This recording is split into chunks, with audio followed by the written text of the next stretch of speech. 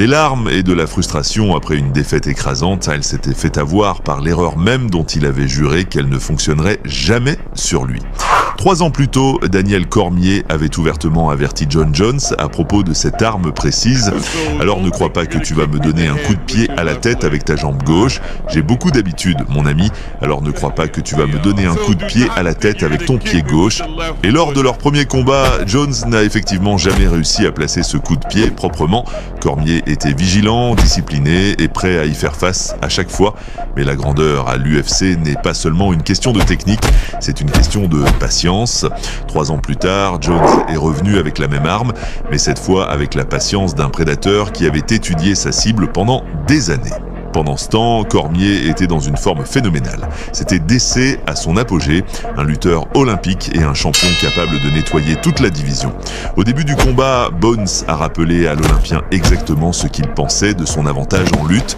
Jones a calmement bloqué les tentatives d'amener au sol, contrôler la distance, et s'est immédiatement remis à travailler en combinaison à différents niveaux, corps, jambes et tête, forçant Cormier à se réajuster constamment. DC cherchait ses ouvertures le long de la cage, menaçant de soudaines accélérations explosives, essayant de réduire la distance là où son jeu en clinch était le plus dangereux. Les échanges étaient vifs et tendus, les deux hommes échangeant des attaques dangereuses. Mais cette fois, Jones a refusé de laisser Cormier s'installer dans le clinch. Au lieu de cela, il l'a maintenu à distance, ajustant discrètement sa mire pour ce high kick du gauche, mesurant la distance, camouflant la préparation, préparant le piège pour les rounds à venir. La deuxième partie du combat s'est transformée en une série d'échanges techniques rapides. Les deux combattants ont placé des coups nets, mais l'offensive à plusieurs niveaux de Jones continuait de faire monter la pression. Coup de pied au corps, coup de pied à la jambe, feinte au visage. Tout indiquait que quelque chose de plus gros se préparait.